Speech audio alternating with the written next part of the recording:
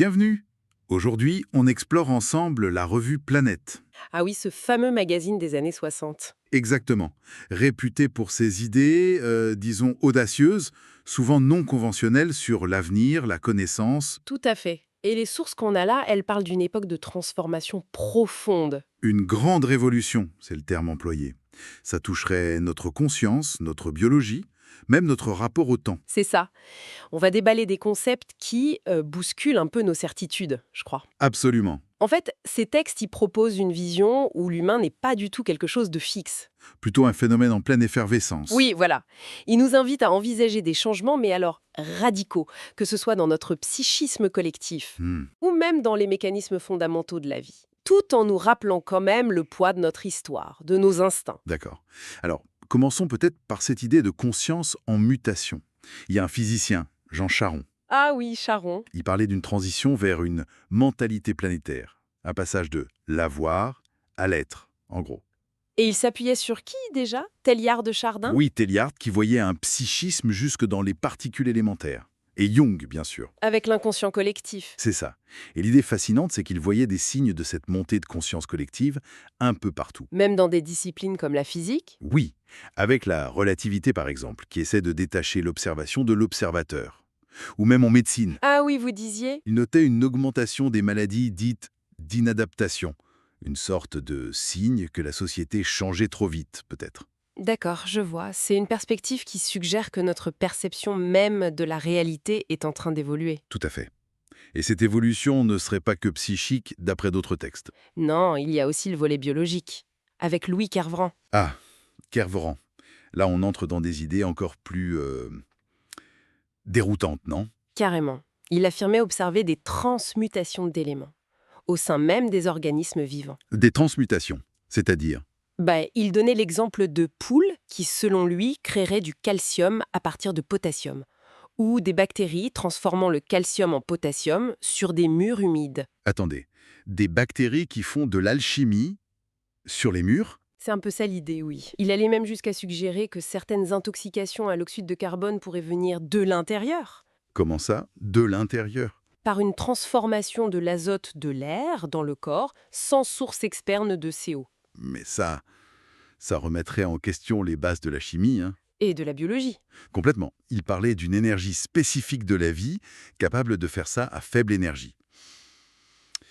C'est vertigineux comme perspective. C'est le moins qu'on puisse dire. Et il y a un autre auteur, Emilio Servadio, Oui, Servadio, lui, il explorait autre chose. plutôt le côté psychique avec la psychopharmacologie. Pour dépasser nos limites habituelles. C'est ça. Il évoquait des recherches, bon, sans trop détailler, c'est vrai, Mhm. visant à permettre la perception à distance, lire les pensées, connaître l'avenir. On flirte avec l'idée de modifier profondément la machine humaine, quoi. Donc, d'un côté, un potentiel de maîtrise biologique presque alchimique avec Kervran, de l'autre, une expansion psychique via la chimie avec Servadio. Oui, un potentiel énorme. Mais Mais il y a un mais. Cette puissance potentielle, elle se heurte à quoi d'après ces textes? elle se heurte à notre héritage, psychologique, historique. Il y a le sociologue Gaston Boutoul qui a analysé ça. Le complexe d'Abraham. Exactement. Cette relation très ambivalente, très profonde entre les générations, surtout entre père et fils. Un mélange de protection et de rivalité inconsciente. D'accord. Et quel rapport avec nos potentiels sixièmes? Boutoul suggérait que ce complexe ancestral influence même la dynamique de la guerre. La guerre? Comment ça? Il la voyait comme une sorte d'infanticide différé, où les jeunes générations sont, en quelque sorte, sacrifiées par les plus anciennes. C'est une lecture assez sombre de l'histoire. Très sombre. Et ça met en lumière un frein psychologique majeur à une évolution Et harmonieuse. ça rejoint un peu l'appel de certains auteurs dans Planète, non?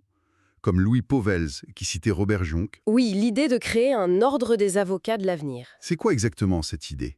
Face à ces pouvoirs scientifiques et technologiques qui grandissent, que ce soit le nucléaire ou ces potentielles manipulations biologiques et psychiques dont on vient de parler, Mhm. la nécessité d'une responsabilité consciente devenait cruciale. Qui pense aux conséquences à long terme? Qui défend les générations futures? D'accord, parce que nos instincts ne suffisent plus. C'est ce que montrait Konrad Lorenz avec ses études animales. Le loup qui n'achève pas le vaincu, c'est un instinct. Mais face à une bombe atomique ou à des manipulations génétiques, nos instincts sont dépassés. Ils ne sont plus adaptés à notre puissance. Voilà. Donc on se retrouve à un carrefour selon ces textes. D'un côté, un potentiel d'expansion de la conscience, de maîtrise de la vie presque inimaginable. Oui, ce que Charon, Kervan, Sarvadio laissent entrevoir.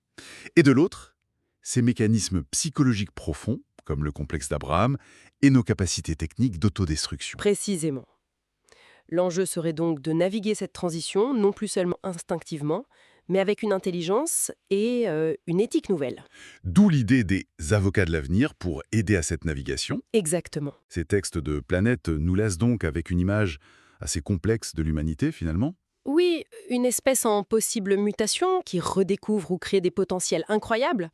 Mais toujours aux prises avec ses propres démons ancestraux. C'est tout à fait ça. Et l'exploration de ces idées, même si elles datent des années 60, soulève une question qui est toujours fondamentale aujourd'hui, je trouve. Laquelle?